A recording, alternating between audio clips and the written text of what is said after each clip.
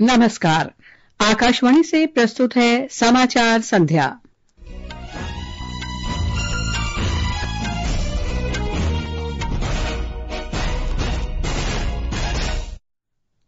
प्रधानमंत्री नरेंद्र मोदी ने कोलंबो में श्रीलंका के राष्ट्रपति अनुरा दिसानायके के साथ द्विपक्षीय वार्ता की। दोनों नेताओं ने साझा भविष्य के लिए साझेदारी को मजबूत करने की प्रतिबद्धता की पुष्टि की। गृह मंत्री अमित शाह ने दोहराया कि अगले वर्ष मार्च के अंत तक देश नक्सल मुक्त हो जाएगा। तेलंगाना में 86 माओवादियों ने आत्मसमर्पण किया। केंद्र ने आपदा सहायता के रूप में बिहार, हिमाचल प्रदेश, तमिलनाडु और पुडुचेरी को 1280 करोड़ रुपए मंजूर किए। दिल्ली सरकार ने आयुष्मान भारत प्रधानमंत्री जन आरोग्य योजना को लागू करने के लिए केंद्र के साथ समझौता ज्ञापन पर हस्ताक्षर किए। 10 अप्रैल से कार्डों का वितरण शुरू होगा। भारत की ईशा सिंह ने अर्जेंटीना में ISSF निशानेबाजी विश्व कप 2025 में रजत पदक जीता। और IPL क्रिकेट में दिल्ली कैपिटल्स ने चेन्नई सुपर किंग्स को 25 रन से हराया। राजस्थान रॉयल्स और पंजाब किंग्स के बीच मैच जारी।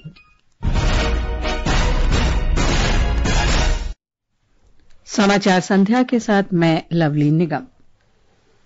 प्रधानमंत्री नरेंद्र मोदी ने कोलंबो में राष्ट्रपति सचिवालय में श्रीलंकाई राष्ट्रपति अनुरा दिसानायके के साथ महत्वपूर्ण बैठक की है। दोनों नेताओं की बातचीत में भारत तथा श्रीलंका के बीच निकटतम द्विपक्षीय सहयोग को और सुदृढ़ बनाने पर केंद्रित रही। दोनों नेताओं ने साझा भविष्य के लिए मजबूत भागीदारी के संयुक्त दृष्टिकोण पर प्रतिबद्धता जताई। श्री मोदी को कोलंबो के राष्ट्रपति ने मित्र विभूषण पुरस्कार से सम्मानित किया। दोनों नेताओं ने सामपुर बिजली परियोजना के शिलान्यास समारोह में ऑनलाइन भागीदारी की। ये परियोजना NTPC और सिलोन बिजली बोर्ड संयुक्त रूप से पूरी करेंगे। सामपुर सोलर पावर प्लांट से श्रीलंका की ऊर्जा सुविधा में मदद मिलेगी। मल्टी प्रोडक्ट पाइपलाइन के निर्माण और त्रिंकोमाली को ऊर्जा हब के रूप में विकसित किए जाने के लिए जो समझौता हुआ है, उसका लाभ श्रीलंका के सभी लोगों को मिलेगा। दोनों देशों के बीच ग्रिड इंटरकनेक्टिविटी समझौते से श्रीलंका के लिए बिजली एक्सपोर्ट करने के विकल्प खुलेंगे। भारत दाम्बुला में तापमान नियंत्रित कृषि गोदाम स्थापित करने में मदद करेगा। इसके अलावा वो 5000 धार्मिक संस्थानों की छतों पर सौर ऊर्जा प्रणाली लगाने में भी मदद करेगा। इससे श्रीलंका में 25 मेगावाट बिजली की वृद्धि होगी। प्रधानमंत्री नरेंद्र मोदी ने आज शाम कोलंबो में भारतीय शांति रक्षक बल स्मारक पर पुष्प चक्र अर्पित किया। श्री मोदी ने संयुक्त बयान में कहा कि भारत श्रीलंका पड़ोसी प्रथम नीति और महासागर अभियान पर जोर देता है। पिछले 4 महीनों में राष्ट्रपति दिसानायक की भारत यात्रा के बाद से उल्लेखनीय प्रगति हुई है। सामपुर सोलर पावर प्लांट से श्रीलंका की ऊर्जा सुविधा में मदद मिलेगी। मल्टी प्रोडक्ट पाइपलाइन के निर्माण और त्रिंकोमाली को ऊर्जा हब के रूप में विकसित किए जाने के लिए जो समझौता हुआ है, उसका लाभ श्रीलंका के सभी लोगों को मिलेगा। श्री मोदी ने मछुआरों के मुद्दे के समाधान के लिए मानवीय दृष्टिकोण अपनाने को कहा। मछुआरों की तथा जब्त नौकाओं की वापसी में तेजी लाने का आह्वान किया। प्रधानमंत्री नरेंद्र मोदी दिन में श्रीलंका की तमिल राजनीतिक पार्टियों के नेताओं से मिले। उन्होंने कहा कि भारत संयुक्त श्रीलंका के भीतर तमिल समुदाय के लिए समानता, गरिमा और न्याय के लिए प्रतिबद्ध है। इस बीच विदेश सचिव विक्रम मिस्री ने कहा कि श्रीलंका के राष्ट्रपति के पदभार ग्रहण करने के बाद से प्रधानमंत्री नरेंद्र मोदी श्रीलंका की यात्रा करने वाले पहले विदेशी शासनाध्यक्ष हैं। और अब बात करते हैं हमारे कोलंबो संवाददाता अहमद मोइन फारूकी से। डॉक्टर फारूकी, प्रधानमंत्री नरेंद्र मोदी की श्रीलंका यात्रा कितनी महत्वपूर्ण मानी जा रही है? लवलीन, प्रधानमंत्री नरेंद्र मोदी की श्रीलंका यात्रा बेहद ही महत्वपूर्ण है क्योंकि ये दोनों देशों के बीच द्विपक्षीय संबंधों में एक नए अध्याय की शुरुआत करती है। इस यात्रा के दौरान रक्षा, स्वास्थ्य, डिजिटलीकरण और ऊर्जा सहयोग जैसे क्षेत्रों में कई नई पहलें शुरू की गई हैं, जिनका श्रीलंका की जनता पर दीर्घकालिक प्रभाव पड़ेगा। विशेष रूप से श्रीलंका द्वारा प्रधानमंत्री मोदी को अपने देश के सर्वोच्च नागरिक सम्मान से सम्मानित करना यह दर्शाता है कि वह भारत के साथ अपने संबंधों को न केवल महत्व देता है बल्कि उन्हें और मजबूत बनाए रखने के लिए प्रतिबद्ध है। अजय फारूकी, प्रधानमंत्री का कल अनुराधापुरा जाने का भी कार्यक्रम है। इस दौरान क्या कुछ विशेष होने की संभावना है? लवलीन कल प्रधानमंत्री मोदी अनुराधापुरम में जय श्री महाबोधि मंदिर का दौरा करेंगे, जहां वो 2200 साल पुराने उस पवित्र वृक्ष के दर्शन करेंगे और आशीर्वाद लेंगे, जिसकी एक शाखा बोध गया के मूल बोधि वृक्ष से संघमित्रा तेरी द्वारा लाकर लगाई गई थी। इसके अलावा प्रधानमंत्री मोदी भारत के सहयोग से विकसित 2 रेलवे परियोजनाओं का उद्घाटन करेंगे, जो उत्तरी प्रांत और राजधानी कोलंबो के बीच सुरक्षित और निर्बाध संपर्क सुनिश्चित करेंगी। जी फारूकी, धन्यवाद इस जानकारी के लिए। ये समाचार आकाशवाणी से प्रसारित किए जा रहे हैं। ताजा समाचार जानने के लिए आप हमारे social media handle @AIR news Hindu को फॉलो कर सकते हैं। केंद्रीय गृह मंत्री अमित शाह ने माओवादियों से अपील की है कि वे हथियार छोड़कर मुख्यधारा में शामिल हो जाएं।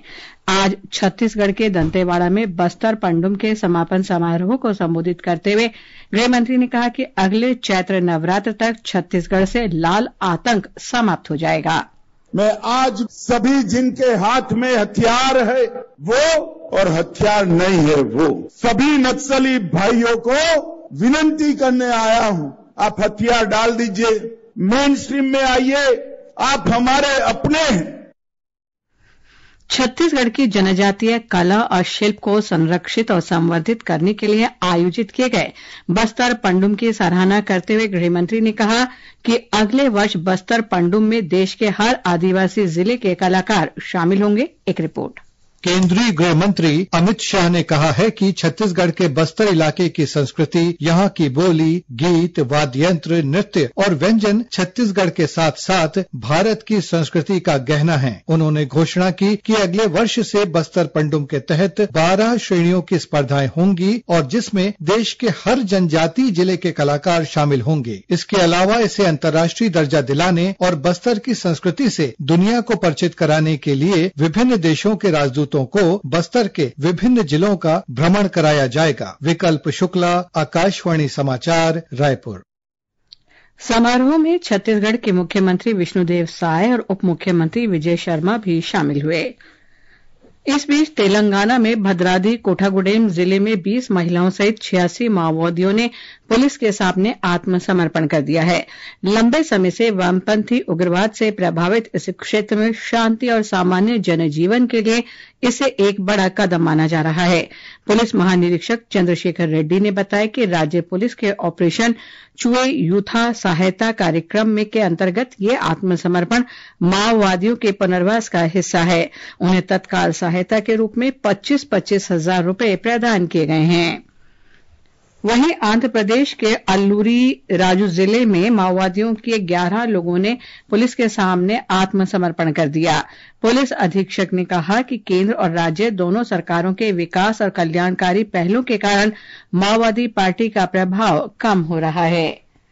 रेल तथा सूचना और प्रसारण मंत्री अश्विनी वैष्णव ने कहा है कि तमिलनाडु के रामेश्वरम में आधुनिक पंबन पुल का उद्घाटन देश के इतिहास में महत्वपूर्ण उपलब्धि है। प्रधानमंत्री कल इस पुल का उद्घाटन करेंगे। संवाददाताओं से बातचीत में उन्होंने कहा कि यह समुद्र के पानी में निर्मित पहला वर्टिकल लिफ्ट पुल है। श्री वैष्णव तमिलनाडु के 2 दिवसीय दौरे पर हैं। केंद्रीय मंत्री सर्बानंद सोनोवाल ने 62वें राष्ट्रीय समुद्री दिवस के अवसर पर आज नई दिल्ली में मैरीटाइम अवेयरनेस वॉकेथॉन को हरी झंडी दिखाई। इस अवसर पर श्री सोनोवाल ने कहा कि देश के प्रत्येक नागरिक को भारत को एक विकसित राष्ट्र बनाने में अपनी भूमिका निभानी चाहिए। युवा शक्ति महाशक्ति और आज एक मैरीटाइम नेशन होने के नाते हम लोगों ने महसूस की है हमें अलग अलग वर्टिकल पे कितना काम करनी है। अगर दुनिया की सबसे शक्तिशाली मैरीटाइम नेशन के हिसाब से अपना पहचान बनाना है तो निश्चित रूप से आज की युवा को विशेष भूमिका पालन करना होगा। श्री सोनोवाल ने कहा कि कई सदियों के शानदार इतिहास के साथ भारत का समुद्री क्षेत्र देश की अर्थव्यवस्था का प्रमुख आधार रहा है। रक्षा मंत्री राजनाथ सिंह ने आज कर्नाटक में कारवाड़ नौसेना अड्डे पर हिंद महासागर में सागर अभियान के अंतर्गत आईएनएस सुनैना को हरी झंडी दिखाई। SAGAR security and growth for all in the region, जिसमें हिंद महासागर क्षेत्र के देशों के साथ सहयोग किया जाता है। आज राष्ट्रीय नौवहन दिवस और सागर अभियान की 10वीं वर्षगांठ है। श्री सिंह ने इस अवसर पर कहा कि सागर अभियान भारत की नौवहन क्षेत्र में शांति, समृद्धि और सामूहिक सुरक्षा के लिए प्रतिबद्धता का प्रतीक है। सरकार ने पिछले वर्ष प्राकृतिक आपदाओं का सामना करने वाले बिहार, हिमाचल प्रदेश, तमिलनाडु और केंद्र शासित प्रदेश पुडुचेरी को अतिरिक्त 1,280 करोड़ रुपए से अधिक की सहायता मंजूर की है। गृह मंत्रालय ने आज एक बयान में कहा कि सरकार ने आपदाओं के बाद इन राज्यों में तत्काल मंत्रालय स्तर की केंद्रीय टीमों को भेजा था।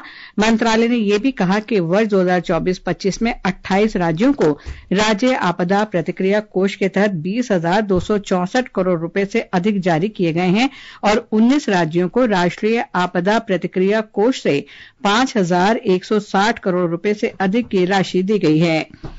ये समाचार हमारी वेबसाइट www.newsonair.gov.in और हमारे न्यूज़ ऑन एआईआर ऐप पर भी उपलब्ध है। केंद्रीय स्वास्थ्य और परिवार कल्याण मंत्रालय तथा दिल्ली सरकार ने राष्ट्रीय राजधानी में आज आयुष्मान भारत प्रधानमंत्री जन आरोग्य योजना को लागू करने के लिए सहमति ज्ञापन पर हस्ताक्षर किए। हमारे संवाददाता ने बताया कि इस समारोह में केंद्रीय स्वास्थ्य मंत्री जगत प्रकाश नड्डा और दिल्ली की मुख्यमंत्री रेखा गुप्ता उपस्थित रहीं।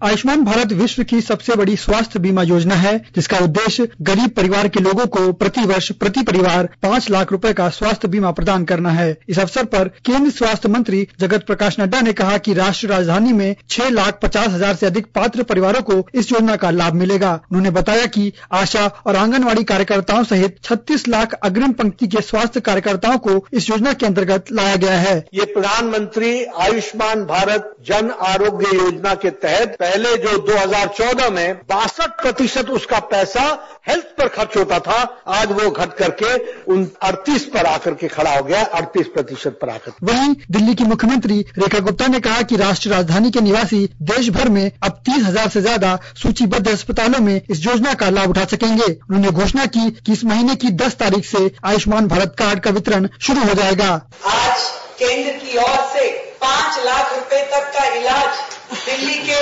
जिन 6,54,000 परिवारों को मिल पाएगा, उसमें दिल्ली सरकार की ओर से और 5 लाख जोड़ करके कुल मिलाकर के 10 लाख रुपए तक का स्वास्थ्य जीवन बीमा हम दिल्ली की जनता को देने वाले हैं। आयुष्मान भारत योजना जो वर्ष 2018 को शुरू की गई थी, इसने सिर्फ 5 वर्षों में देश भर के गरीब परिवारों को गुणवत्तापूर्ण स्वास्थ्य सेवा प्रदान की है, जिससे उन्हें चिकित्सा आपातस्थितियों के दौरान भारी स्वास्थ्य व्यय का बोझ नहीं उठाना पड़ा है। प्रादेशिक समाचार के लिए अमन यादव। आईएसएसएफ निशानेबाजी विश्व कप में भारत के सिफत कौर सामरा ने महिलाओं की 50 मीटर राइफल 3 पोजीशन स्पर्धा में पहला स्वर्ण पदक दिलाया। ईशा सिंह ने अब से कुछ देर पहले 25 मीटर पिस्टल स्पर्धा में रजत पदक हासिल किया। चैन सिंह ने पुरुषों की 50 मीटर राइफल 3 पोजीशन में कांस्य पदक जीता। आईपीएल T20 क्रिकेट में दिल्ली कैपिटल्स ने मेजबान चेन्नई सुपर किंग्स को 25 रन से हरा दिया। दिल्ली कैपिटल्स ने राहुल के 77 रन की बदौलत 20 ओवर में 6 विकेट पर 183 रन बनाए। जवाब में चेन्नई की टीम निर्धारित 20 ओवर में 5 विकेट पर 158 रन ही बना सकी। एक अन्य मैच में चंडीगढ़ में राजस्थान रॉयल्स और पंजाब किंग्स के बीच मुकाबला जारी है। अंत में मुख्य समाचार एक बार फिर।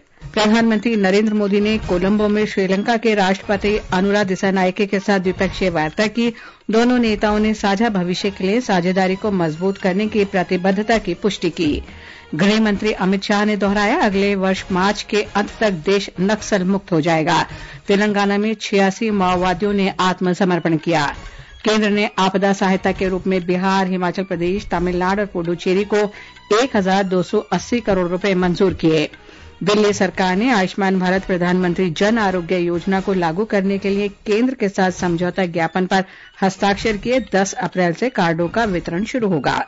ईशा सिंह ने अर्जेंटीना में आईएसएसएफ निशानेबाजी विश्व कप 2025 में रजत पदक जीता। इसके साथ ही समाचार